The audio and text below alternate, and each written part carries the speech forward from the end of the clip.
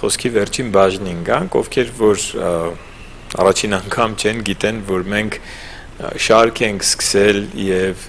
այս շարքը կոչվում է Ինչ կպատասխանեիր, վերցրել ենք Տեր Հիսուսի տված հարցերը, այսօր 30-րդ հարցին ենք անդրադառնալու, իհարկե ոչ բոլոր հարցերն են վերցնում, այն հարցերը, որոնք զգում եմ, որ մեզ ինչ-որ հոգևոր այսպես դաս են փոխանցում եւ մենք կարիք ունենք պատասխանելու այս հարցերին, դրա համար շարքը հենց կոչվում է Ինչ կպատասխանեիր։ Եվ այսօրվա դասի վերնագիրն է չեք կարդացել մերժված անկյունակարի մասին։ Այսպիսի հարց է տալիս Տերը եւ հարց է տալիս, իհարկե մի քիչ ավելի մանրամասն կկարդանք Մատթեոս ավետարան 21-րդ գլխում ասա, եկեք բացենք Մատթեոս ավետարան 21-րդ գլուխը, բայց ուզում եմ հարց տալ, կարդացել եք այսօր արդյոք Աստվածաշնչում ինչ էր կանգնված մերժված անկյունակարի մասին։ Եվ փորձենք միասին անդրադառնալ այդ հատվածներին, բայց մինչ այդ ընդհանուր համատեքստը կարդանք Մատթեոս ավետարան 21-րդ գլուխ 42-ից 44 խոսքերը։ Հիսուսը նրանց ասաց. «Դուք Սուրբ գրքում երբեք չեք կարդացել այն քարը, որ շինարարները մերժեցին, անկյունակար եղավ, սա Տիրոջ կողմից եղավ եւ մեր աչքին զարմանալի է։ Դրա համար ասում եմ ձեզ, որ Աստծո արքայությունը ձեզանից կվերցվի», խոսում էր փարիսեցիների, դպիրների հետ, կրոնավոր մարդկանց հետ, ովքեր ցույց էին տալիս, թե իրենք հավատում են Աստծուն, իրենց ամբողջ երևացող կյանքը խոսում էր նրա մասին, որ իրենք հավատում էին Աստծուն, բայց իրականում չէին հավատում Աստծուն։ Եթե հավատային, Քրիստոսին կընդունեին։ Եվ Տեր Հիսուսը ասում է իրենց. «Չեք կարդացել այս հատվածը», եւ հետո ասում է դրա համար, որովհետեւ դուք չհասկացաք անկյունակարի մասին գրվածը։ Տեսնում եք, ինչ կարևոր է սա, որպեսզի մենք հասկանանք անկյունակարի մասին Աստվածաշունչը ինչ է ասում։ Քանի որ չեք հասկացել, ապա դրա պատճառով Աստծո արքայությունը ձեզանից կվերցվի եւ կտրվի մի ազգի, որ այն պտղաբեր կդարձնի։ Ով այս քարի վրա ընկնի, ջարդ ու փշուր կլինի, իսկ ում վրա այն ընկնի, նրան կճզմի։ Տարօրինակ խոսքեր են, չէ՞, Տեր Հիսուսին միշտ պատկերացնում ենք, հատկապես մարդիկ, ովքեր Աստվածաշունչ շատ չեն կարդում, այդպես ֆիլմերից պատկերացնում են եւ ինչ որ կերպար են ստեղծել իրենց մտքում եւ չեն պատկերացնում, որ Տեր Հիսուսը զգուշացնում է մարդկանց, ասում է, լսեք, անկյունակարի մասին գիտելիքը, Աստվածաշնչյան գիտելիքը անկյունակարի մասին չափազանց կարեւոր է, որովհետեւ այդ քարը շատ թանկարժեք ու կարևոր քար է, բայց նաև շատ վտանգավոր քար։ Եվ վերջին խոսքեր են սրա մասին են խոսում։ Այս քարի վրա ով ընկնի, ջարդ ու փշուր կլինի, եւ ում վրա այս քարը ընկնի, նրան կճզմի։ Հիմա փորձել եմ Աստվածաշնչից դուրս բերել են հատվածները, որտեղ գրված է այս քարի մասին։ Եվ սկզբում ուզում եմ կարդալ 118-րդ Սաղմոսից, Սաղմոս 118, 22-ից 26 խոսքերը։ Այն քարը, որ շինարարներն անարգեցին, նա դարձավ անկյունակար։ Արդեն հասկանում ենք, որ մեջբերումը Սաղմոսներից էր։ Այն քարը, որ շինարարներն անարգեցին, նա դարձավ անկյունակար, Տիրոջից եղավ այս բանը, զարմանալի է թվում մեր աչքին։ Հետո շարունակության մեջ գրված է. «Սա այն օրն է, որ Տերը ստեղծեց», որ Տերն արարեց։ Շատ հայտնի խոսքեր են սրանք, երգի բառեր են անգամ, մենք երգում ենք այս երգերը։ «Թող ցնծանք եւ ուրախ լինենք նրանում։ Օ Տեր փրկիր, օ Տեր հաջողություն տուր։ Օրհնյալ է նա, որ գալիս է Տիրոջ անունով, օրհնում ենք ձեզ Տիրոջ տնից»։ Ինչպիսի հրաշալի հատված Սաղմոսներից։ Ավելի մանրամասն անկյունակարի մասին գրում է Եսայիա մարգարեն, Եսայիայի մարգարեության 28-րդ գլխում, 28-ի 14-ից 23 ընթերցենք։ Դրա համար լսեք Տիրոջ խոսքը, ով ծաղրող մարդիկ, դուք որ իշխում եք այս ժողովրդին Երուսաղեմում, որովհետև դուք ասացիք. մենք ուխտ ենք արել մահվան հետ, դաշինք ենք կապել մեռելների աշխարհի հետ, երբ մոլեգին պատուհասն անցնի, մեզ չի հասնի,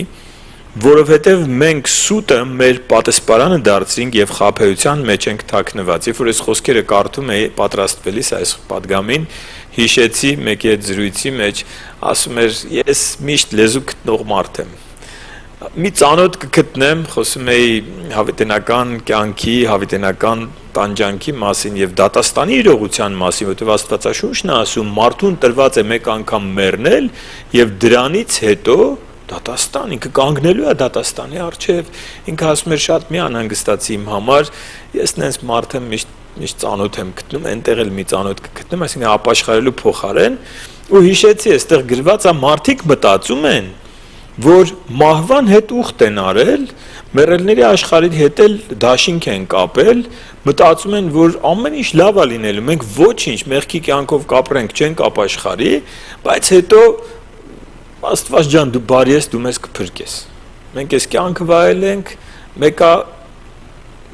հոդու քո զավակին դժոխք չես ուղարկի։ Հետո ինչ որ մենք քո խոսքը անարգում ենք, մեր ուզածի պես ապրում ենք, ու այսպեսի մարդիկ շատ կան, մտածում են, որ դե մի բան կանենք, հիմա կգա ժամանակը, ամենավերջում գուցե կապաշխարենք։ Մենք մի հրաշալի վկայություն ունենք մեր եղբայրներից մեկը այդպես ապաշխարել, երբ որ վթարի ժամանակ ուղակի հրաշքով փրկվել է, ինքը միշտ մտածել էր, որ ժամանակ կլինի ապաշխարելու, անընդհատ հետաձգել էր, այդ պահին Աստված խոսել էր իր հետ, ասել էր, եթե հիմա ես չպահեի, դու ժամանակ կունենայիր, ինքը դրանից հետո դարձել էր հավատքի մարդ։ Շարունակենք, այս մարդիկ ասում են մենք դաշինք ենք կապել, մեզ հետ ոչ մի վատ բան չի լինի, դրա համար այսպես է ասում Տեր Աստված, ահա ես Սիոնում մի վեմ եմ դնում, փորձված մի վեմ, պատվական մի անկյունակար հաստատուն հիմքով, ով հավատա նրան խուճապի չի մատնվի։ Մի ուրիշ տեղ գրված է, ով հավատա նրան չի ամաչի, այս արդ թարգմանության մեջ գրած է չի փախչի։ Ես իրավունքը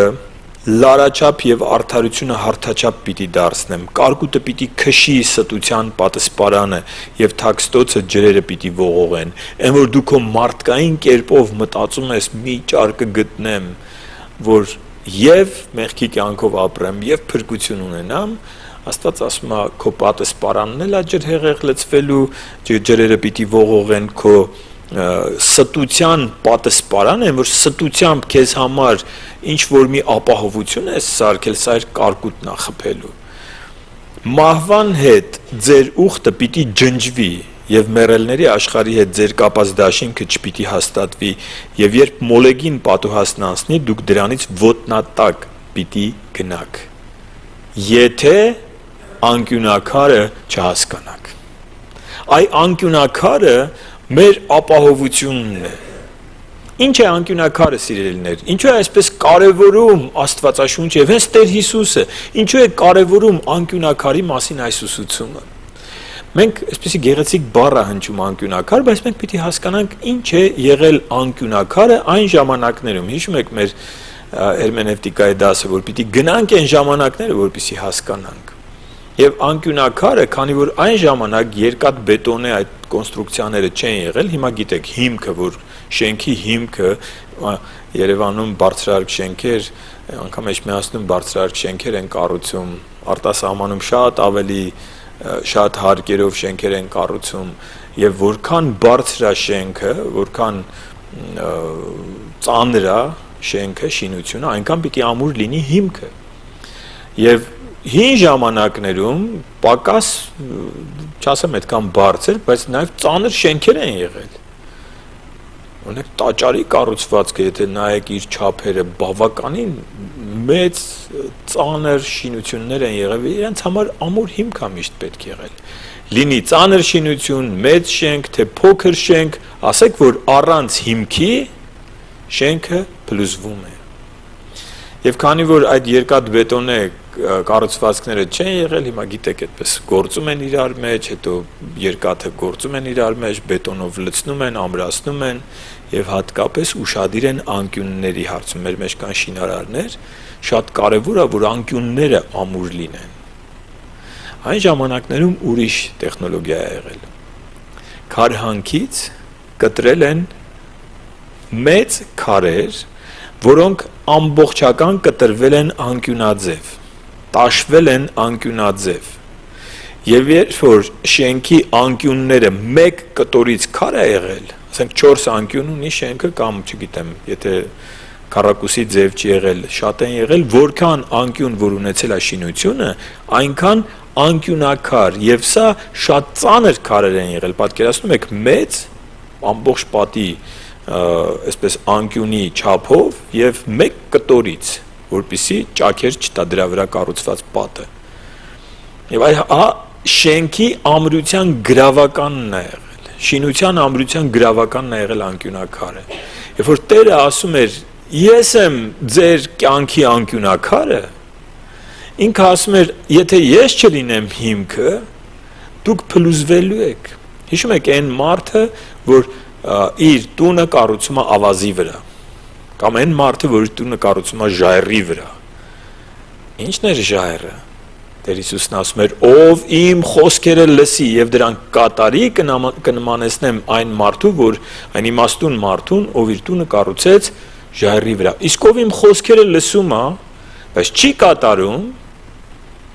իրենքը այն անմիտ մարդն է, որ իր տունը կառուցում է ավազի վրա, եւ իհարկե կործանում է լինում։ Թանկարժեք քարեր անկյունակարը, կարևոր քարեր անկյունակարը։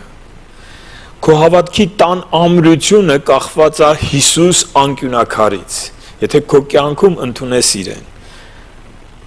Գործք առաքելոց 4 գլուխ 10-ից 12 խոսքերը։ Արդ թող ձեզ հայտնի լինի բոլորիդ եւ Իսրայելի ամբողջ ժողովրդին հարց էին տվել Պետրոսին եւ Հովանեսին այն կաղի բժշկության պատմությունն, ասա, այդ ինչպես դուք բժշկեցիք, այդ ինչ իշխանությունով, եւ պատասխանը սա էր. Նազովրեցի Հիսուս Քրիստոսի անունով բժշկվեց, որին դուք խաչեցիք եւ որին Աստված մեռելներին հարություն տվեց, նրանով է սա հիմա ձեր առաջ առողջացած կանգնել։ Սա է ձեզանից, Քրիստոսի մասին է խոսում, սա է ձեզանից շինողներից հետ անարգված այն քարը, որ անկյունակար դարձավ։ Գիտեք ինչ է նշանակում շինողներից, կառուցողներից անարգված։ Պատկերացրեք մի գեղեցիկ անկյունակար այն ժամանակներում Աստված հատուկ բերում է այդ տան շինարարության համար, շինարարներն ասում են մեզ պետք չէ այդ քարը։ Ինչներիս է պետք։ Մենք առանց այդ քարի էլ մեր տունը կսարքենք։ Ահա Քրիստոս եկավ իրենների մոտ, գրված է առաջին Հովանու առաջին գլուխ, ոչ թե առաջին Հովանու, այլ Հովանու ավետարան, առաջին գլուխ 10-ից 13 խոսքերը, ասում են նա աշխարհի մեջ էր, աշխարհը նրանով արարվեց, այսինքն Քրիստոս աշխարհի արարիչն էր եւ ինքը արարիչ լինելով եկավ աշխարհի մեջ, սակայն աշխարհը նրան չճանաչեց։ Աստված անկյունակար ուղարկեց մարդկությանը, բայց մարդկությունը անարգեց այդ անկյունակարը։ Յուրայինների մոտ եկավ, բայց յուրայինները նրան չընդունեցին, սակայն նրանք, ովքեր նրան ընդունեցին եւ հավատացին նրա անվանը, իշխանություն տվեց Աստծո որդիներ լինելու։ Նրանք չծնվեցին ոչ արյունից, ոչ էլ մարմնի ու մարդու կամքից, այլ ծնվեցին Աստծուց, եւ բանը մարմին եղավ եւ մեր մեջ բնակվեց եւ տեսանք նրա փառքը, փառք, որ հորից ունի միածինը, լի շնորհով եւ ճշմարտությամբ։ Եվ Գործք առաքելոց 4-ի 12-ում, երբ որ խոսեց 11-ում անկյունակարի մասին, 12-ում ասում է եւ ուրիշ մեկի միջոցով փրկություն չկա, որովհետև երկնքի տակ չկա մարդկանց տրված որևէ ուրիշ անուն, որով մենք կարող ենք փրկվել, ուրիշ անկյունակար գոյություն չունի, քո փրկությունը միայն եւ միմիայն Տեր Հիսուսով է։ Այդպիսի անուն չկա տիեզերքում, այդպիսի անուն չկա որևէ մշակույթի ու ազգության ու չգիտեմ կրոնի մեջ, որով հնարավոր լինի մարդու փրկությունը։ Եվ սա ասում է Աստծո խոսքը, միայն Քրիստոսով, ուրիշ անկյունակար գոյություն չունի։ Եփեսացիս 2 գլուխ 17-ից 22 խոսքեր ընթերցենք։ Եկավ Քրիստոսի մասին որ հաշտություն բերեց մարդկանց Աստծու եւ մարդու մեջ այդ հաշտությունը 17-րդ խոսքն ասում է եկավ խաղաղություն ավետարանեց եւ ձեզ որ հեռու եք նրանից եւ ձեզ որ մոտիկ եք նրան որովհետեւ նրանով երկուսս մեկ հոգով հորը մոտենալու արտոնություն ունենք ուրեմն այլևս այսուհետև օտար ու պանդուխտ չեք, այլ սրբերի համաքաղաքացիներ եւ Աստծու ընտանիքի անդամներ, առաքյալների ու մարգարեների հիմքի վրա շինված, որի անկյունակարը Քրիստոսն է։ Տեսեք, հիմքի մասին խոսեց, հիմքը առաքյալների ու մարգարեներն են, այդ հիմքը մենակ անկյունը չի, հիմքը մնացածներն են։ Այսինքն Աստծու խոսքի հիմքի վրա կառուցվում է մեր հավատքի կյանքը, որի անկյունակարը Քրիստոսն է։ Իսկ կառուցողներ կան, որ այդ անկյունակարը անարգում են, ասում են մեզ պետք չի։ Հիմա երբ որ Տեր Հիսուսը մեզ հարց տա, այսքանը լսելուց հետո, կարդացել եք արդյոք մերժված անկյունակարի մասին, ինչ ենք մենք պատասխանելու։ Երևի թե այս պատգամը լսելուց հետո, այս հատվածները ընթերցելուց հետո շատ լավ կլինի, որ տանը մի հատ էլ ընթերցեք կամ եթե լսում եք այս պահին գիրքը բացեք, ոչ միայն ինձ վստահեք, այլ եւս մեկ անգամ ընթերցեք այդ հատվածները եւ սա ընթերցելուց հետո մենք մեզ պետք է հարց տանք, իսկ իմ վերաբերմունքը ինչպիսին է անկյունակարի։ Եվ ուզում եմ ընթերցել առաջին Պետրոս, այնքան շատ բան կա անկյունակարի մասին ու այնքան կարևոր է այս ուսուցումը։ Գիտեք չէ, ամենասկզբից ասես դրա համար, քանի որ դուք չեք հասկանում, քանի որ դուք մերժում եք այս ուսուցումը, Աստծո արքայությունը ձեզանից կվերցվի եւ կտա մի ուրիշ ազգի,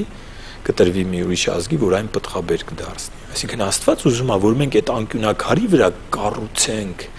առաքյալների ու մարգարեների հիմքի եւ Քրիստոս անկյունակարի վրա կառուցենք մեր հավատքը։ Ուրեմն առաջին Պետրոս 2 գլուխ 5-ից 8 խոսքերը։ Իսկ դուք կենթանի քարերի պես կառուցվում եք որպես հոգևոր տաճար, սուրբ քահանայություն, որպեսզի Հիսուս Քրիստոսի միջոցով Աստծուն բարեհաճ հոգևոր զոհեր մատուցեք, որովհետև գրքում էլ կա, ահա Սիոնում դնում եմ ընտիր պատվական անկյունակար, եւ նրան հավատացողը չի ամաչի։ Նրան հավատացողը չի ամաչի, արդ ձեզ հավատացյալների համար պատվական է, իսկ անհավատների համար այն քարը, որ կառուցողները մերժեցին, անկյունակար եղավ եւ գլորման վեմ եւ գայթակղության վեմ, որով գայթակղվում են խոսքին չհավատալով, որի համար էլ սահմանված էին։ Գայթակղվում են խոսքին չհավատալով։ Ինչպես ենք մենք ընդունում անկյունակարը։ Խոսքին հավատալով, Քրիստոսի խոսքերին հավատալով։ Ինչ է կարծում, փարիսեցիները ինչ էին ասում են, հիշում եք մոտենում են ասում են դու բարի վարդապետ, ճշմարիտ խոսքեր ես ասում, մի հարց ենք ուզում քեզ տալ, հավատում էին, չէին հավատում, ուղղակի շողոքորթում էին։ Դրա համար ասում է իրանք շուրթերով պատվում են ինձ, բայց իրանք սիրտը հեռացած է ինձանից։ Քրիստոսին հավատալ նշանակում է հնազանդվել նրա պատվիրաններին։ Քրիստոսին ընդունել նշանակում է ընդունել Քրիստոսի ուսուցումները։ Երբ որ դու քո հավատքը կառուցում ես ոչ թե քո պատկերացումների վրա, ոչ թե մարդկային ավանդությունների ու առասպելների վրա, այլ կառուցում ես Քրիստոսի խոսքի վրա, անկյունակարդ ամրություն է տալիս քո տանը։ Որտեվ դու ինքդ կառուցվում ես որպես հոգևոր տաճար։ Բայց երբ որ դու չես հավատում, գրված է ով անարգում է այս քարը, կամ ինքը Գայթակղել բառը, գայթակղություն բառը, գայթակղել բառացիորեն հիմա մեզ դարձել է մեղքի գայթակղություն, չէ՞։ Բառացիորեն սա հայերեն լեզվում նշանակում է սա է թակել։ Սոտ տալ։ Դա մի այնքան այնպիսի մի քարը, որ կամ իրան օգտագործել ես քո շինարարության մեջ, սա շատ կարևոր է, որպեսզի հասկանանք։ Կամ ընկնելու ես այդ քարի վրա ջարդփշուր լինես, կամ այդ քարը ընկնելու է քեզ ճզմի։ Չեզոք վիճակ գոյություն չունի։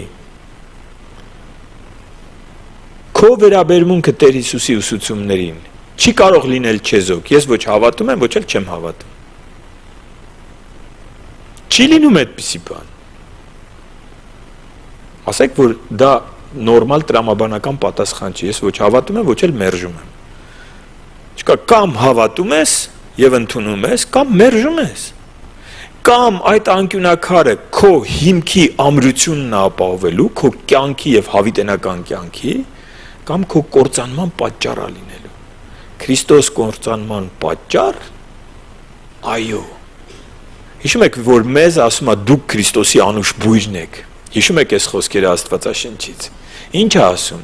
Ասում է դուք, որ գնում եք Քրիստոսի խոսքերը հասցնում եք մարդկանց, ոմանց համար անուշ բույր եք դեպի կյանք, ոմանց համար դեպի մահ, ոչ այնքան անուշ բույր։ Ինչու՞։ Որովհետև երբ որ մենք գնում ենք, ասում ենք կա փրկության միակ ճանապարհ, մեկ ճանապարհ կա,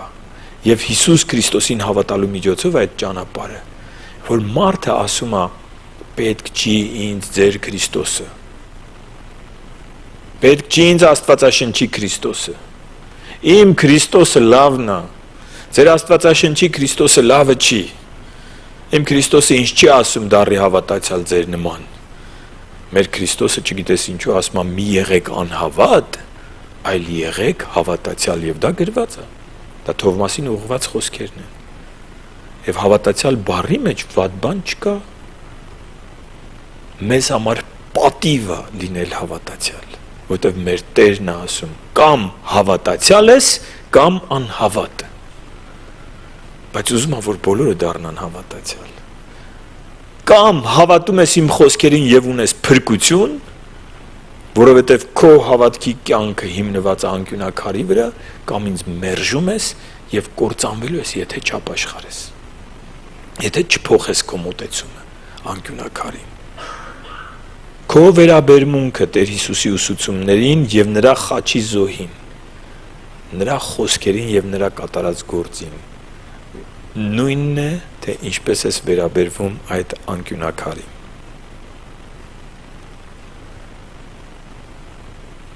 Չեք կարդացել, հիմա մենք չենք կարող ասենք չենք կարդացել։ Կարդացել եք, ինչ կպատասխանես։ Կարդացել եք մերժված անկյունակարի մասին։ Ես կարդացել եմ։ Եկեք կանգնենք աղոթքի։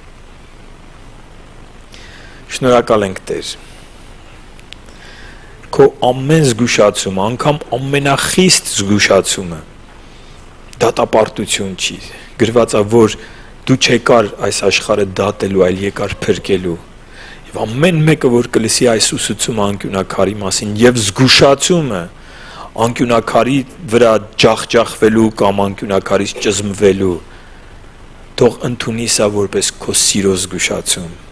ոչ թե հանդիմանություն, ոչ թե դատապարտություն, այլ այն սիրո զգուշացումը, որ քո խոսքում է գրված, որ դու չես ուզում, ամենավատ մարդկանց կորուստը դու չես ուզում, դու ուզում ես, որ ամբարիշտը դարձի գա եւ կյանք ունենա։ Եվ մենք շնորհակալ ենք այս անսահման խորը սիրո համար, որ դու ունես մեզանից յուրաքանչյուրի հանդեպ։ Եվ եթե մեր մեջ կամ մեզ լսողների մեջ կան մարդիկ, ովքեր վախեր ունեն հավատքի կյանքով ապրելուց, ովքեր ստություններ են ընդունել, թե պիտի լավը դառնան, նոր հավատքի գան, ինչ-որ գործեր կարգավորեն, նոր գան ու դառնան քո աշակերտը, այսօր թող քո խոսքը գա ու բժշկի իրենց ամեն ստություններից, ազատագրի ամեն կապանքներից եւ քեզ հավատացող մարդիկ քո անկյունակարի ուսուցումը կարդացած մարդիկ խոնարհվեն քո առաջ եւ այդ ամրությունը ընդունեն, հավատալով քո խոսքերին եւ ապրելով քո աշակերտի կյանքով։ Շնորհակալ ենք, Տեր, քո սուրբ ու պատվական անունով ենք աղոթում, Տեր Հիսուս։